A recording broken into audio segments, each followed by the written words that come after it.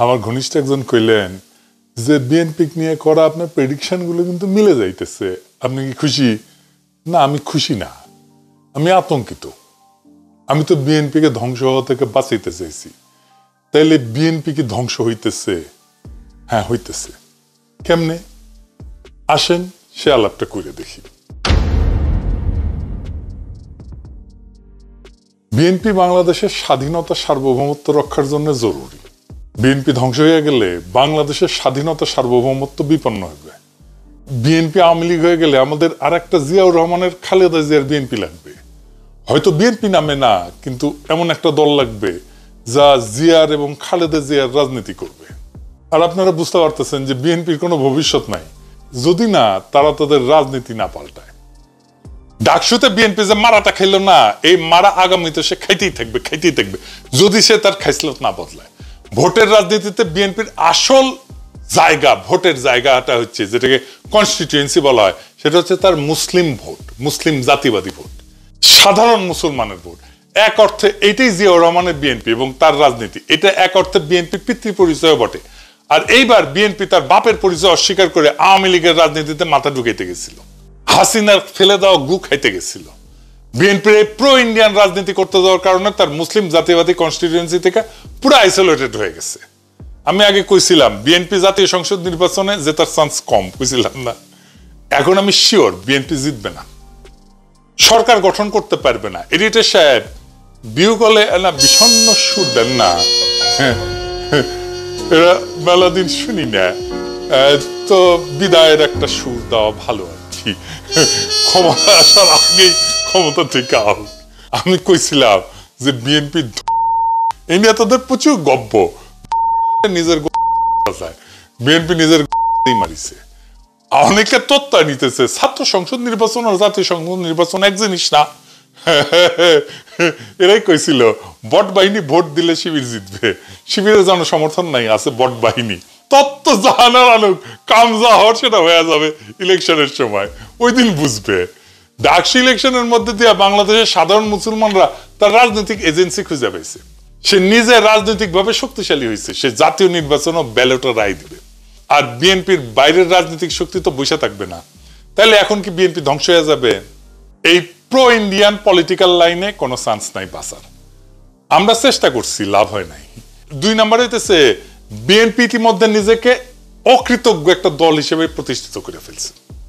জামাতের সাথে জোট করে এতদিন রাজনীতি করে সে জামাতের সাথে যে আচরণ করছে, আবার আমাদের সাথে এই হাসিনা বিরোধী আন্দোলনে আমাদের এত বেনিফিট পাইছে, আমাদের এত সাপোর্ট পাইছে, এক সময়কার রাজপথের সহযোদ্ধা তাদের সাথে যে আচরণ করছে, তার সাথে কোনো রাজনৈতিক দল কোন ইন্ডিভিজুয়াল ঐক্য করবে না।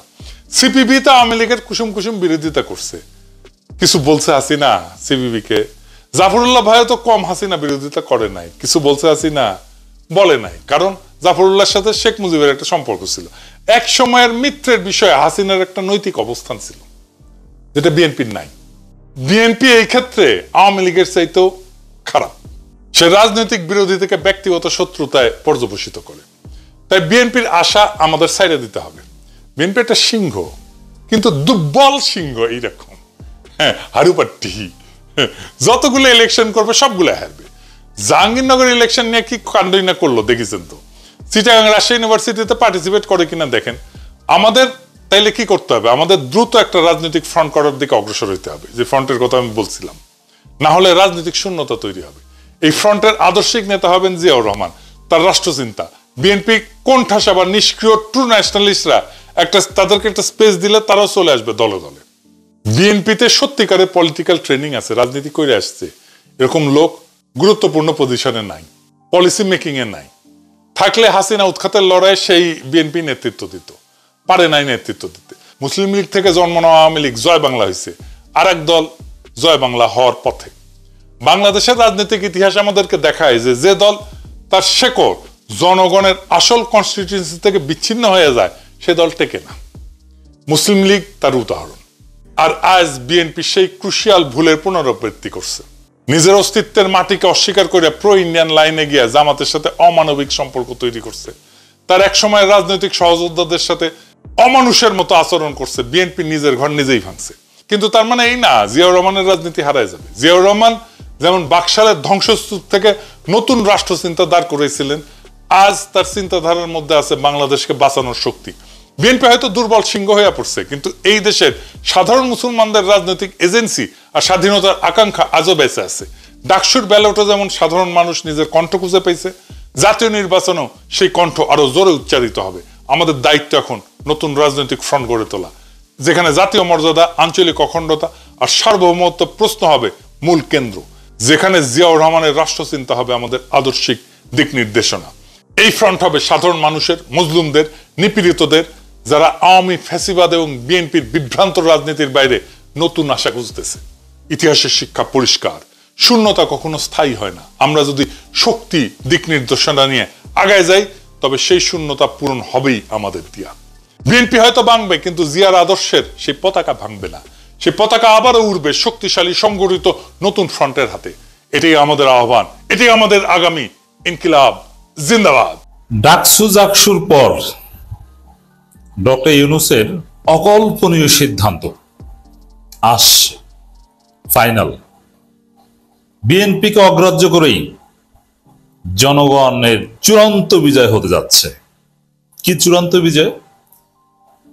এই ৭২-এর সংবিধানকে কবর রচনা করতে হবে এবং তার প্রথম ধাপ হচ্ছে জুলাই সনদ বাস্তবায়ন করতে হবে।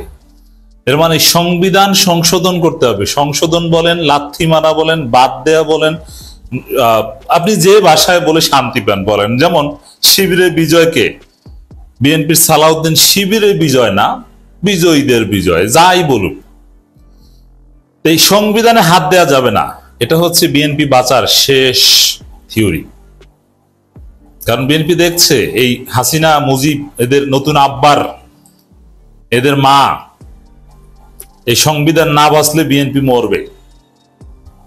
তো এই জন্যে বিএনপি শেষ পর্যন্ত বলেছে, ঠিক আছে আপনি সব সংস্কার করেন অর্ডিন্যান্সের মাধ্যমে, কোনো সমস্যা নেই, কিন্তু সংবিধানে হাত দেওয়া যাবে না। পার্লামেন্ট ছাড়া কেউ সংবিধানে হাত দেওয়া যাবে না। কিন্তু সরকারও এই বিষয়ে কিন্তু বলেছিল যে না, এটা সংসদ করবে। প্রথম কথা এটাই ছিল।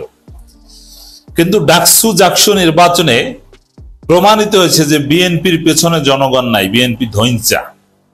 অতএব এই ধৈঞ্চাদের কথায় সংস্কার থেকে যদি পিছু হটি, তাহলে ইউনূসের খবর আছে। তরুণ প্রজন্ম ঐক্যবদ্ধ, তারা জুলাইয়ের পক্ষের শক্তি, তারা সংবিধান সংস্কার চায়। এখন সময়কালের খবর, জুলাই সনদ বাস্তবায়ন নির্বাচনের আগেই সংবিধান সংস্কারের চিন্তা সরকারের। এর মানে দেখেন, এই নির্বাচনের আগেই সংবিধান সংস্কারের চিন্তা কিভাবে? ডেফিনেটলি পার্লামেন্টারি প্রসিডিউরে না, কিভাবে? ওই শিশির মনের যে থিওরি দিয়েছে ওই থিওরিতে, আর প্রেসিডেন্সিয়াল প্রোক্লেমেশন বা অর্ডিন্যান্স বা এইভাবে। গণভোটের দিকে হয়তো বা যাবে না। আবার এদিকে জামাত, এনসিপি, চরমনাই সহ ৮ দল যুগপৎ আন্দোলনে নামতে যাচ্ছে। সরকার আগেভাগেই সংবিধান সংস্কারের কথা বলছে, নির্বাচন আগেই সংবিধান সংস্কার করব। বিএনপি যেটা ঠেকাতে সব ধরনের চেষ্টা করছে। এখন কেমন লাগে? সংবিধান সংস্কার করবে সরকার, এই সিদ্ধান্ত নিয়েছে সরকার। আমি আগেই বলেছি, আমরা জানি। এখন আনুষ্ঠানিকভাবে জাতীয় গণমাধ্যমের রিপোর্ট থেকে আপনারা জানলেন। I repeat this headline of Samakal, নির্বাচনের আগেই সংবিধান সংস্কারের চিন্তা সরকারের। আর সংবিধান সংস্কার এটা জুলাই সনদ ভিত্তিক। কার্যত জুলাই সনদ সাইন হওয়ার পরেই ওইটি হবে আমাদের সংবিধান।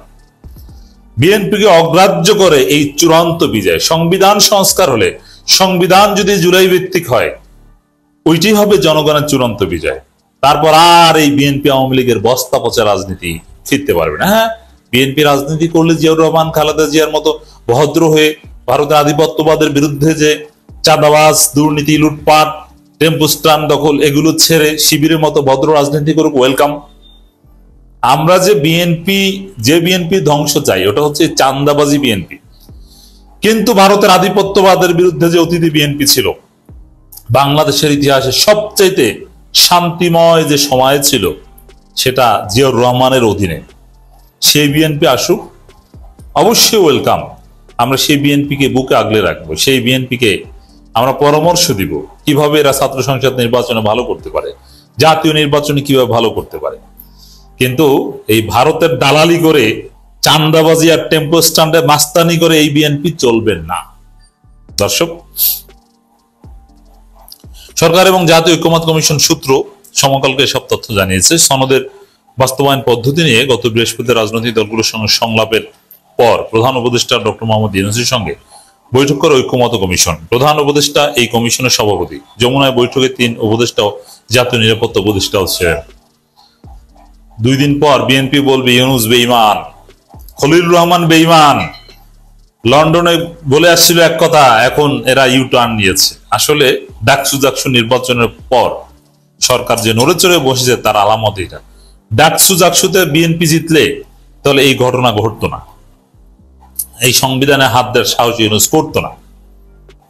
বুঝতে পারছেন ঘটনা কোন দিক থেকে কোন দিকে গড়াচ্ছে? সংসদের বাইরে সংবিধান সংশোধনকে অবৈধ মনে করে বিএনপি। ফালতু কথা।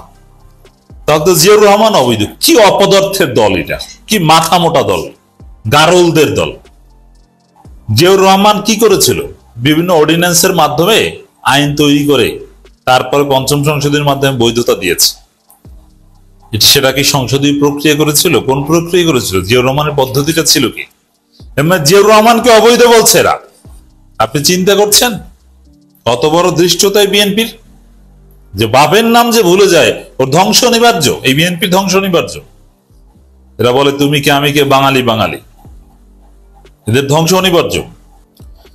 সমকালের এই খবর, এটা ঐতিহাসিক, এটাই সত্য। নির্বাচনের আগেই সংবিধান সংস্কারের চিন্তা সরকারের অসাধারণ। বিএনপি জয় বাংলা, এর মধ্য দিয়ে বিএনপি জয় বাংলা। আওয়ামী লীগ তো জয় বাংলা 5 আগস্টে হয়েছে, জাতীয় পার্টি জয় বাংলা। আবার জামাত, এনসিপি, চরমনায় 8 দল যারা আপনারা জানেন যে যুগপৎ আন্দোলনে নামতে যাচ্ছে, এই কয়েক ঘন্টার মধ্যে আপনারা ঘোষণা পাবেন। 24 ঘন্টা, 48 ঘন্টা, কেউ তার কয়েক ঘন্টা পর, মানে সব দলই কাছাকাছি সময়ে ঘোষণা দিবে যে আমরা যুগপৎ আন্দোলনের কর্মসূচি। তো ওটা টের পেয়ে আগে ভাগে ইউনূস সরকার মূলত ওই জামাত, এনসিপি, চরমনের দাবি মানার সিদ্ধান্ত নিয়েছে। এবং এই যুগপৎ যে আন্দোলন হতে যাচ্ছে তার মধ্যে কিন্তু জাতীয় পার্টি নিষিদ্ধ, 14 দল নিষিদ্ধ আছে। এর মানে বাংলাদেশ হবে নতুন বাংলাদেশ। পুরনো বস্তা পচা কোনো রাজনীতি চলবে না। এই জমিনে জামাত শিবিরের রক্ত ঝরেছে, তাদের রক্ত কথা বলছে, এখন রক্ত ইম্প্যাক্টস তৈরি করছে। সাংবিধানিক সংস্কার কার্যকরে আগামী ফেব্রুয়ারিতে সংসদ নির্বাচনের আগেই জুলাই সনদ, জাতীয় সনদ বাস্তবায়ন করতে চায় অন্তর্বর্তী সরকার। এটাই হবে চূড়ান্ত বিজয়।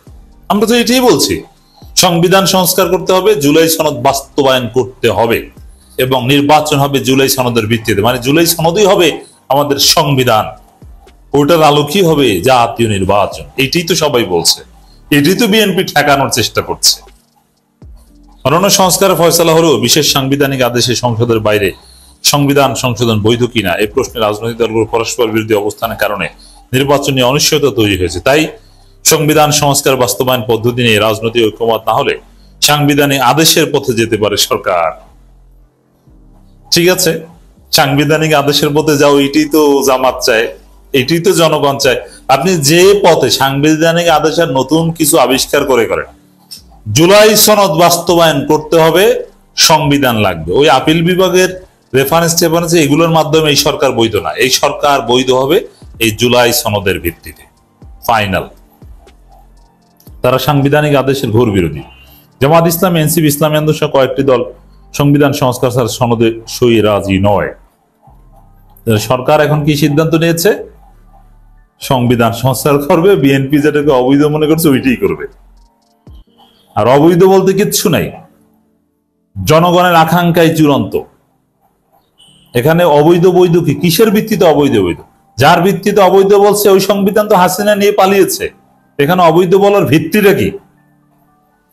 যমুনা এবং কমিশন সূত্র সমকালকে জানিয়েছে, রাজনৈতিক ঐকমত না থাকায় নির্বাচনের আগে সনদ বাস্তবায়ন অনিশ্চিত। সনদ না হলে জামাত সহ কয়েকটি দল নির্বাচন বর্জন করবে। এখন জামাত বাংলাদেশ সবচেয়ে বড় দল, বাংলাদেশের গণমানুষের দল জামাত ইসলামী। ডাকসু নির্বাচনের মাধ্যমে বুঝেন নাই, সবচেয়ে বড় দল নির্বাচনে যাবে না, নির্বাচন করবে কি কর্মীবিহীন জনবিচ্ছিন্ন টেম্পো স্ট্যান্ডের দল বিএনপিকে নিয়ে? না, সবচাইতে বড় দলকে বাদ দিয়ে কোনো নির্বাচনের কথা কল্পনাও করা যাবে না। তো সব মিলিয়ে সরকার দেখেছে না, জনগণ তো এই দিকে, মানে সংবিধান সংস্কার করতে হবে জামাতের দাবির দিকে। এখন বিএনপি যাই বলুক, বিএনপি তো কর্মীবিহীন, ধইঞ্চা ফাঁকা বেলুন, Tarique Rahman one kind of পালাতক। অতএব জনগণের দাবি, জনগণের চূড়ান্ত দাবি মেনে নিতে যাচ্ছে।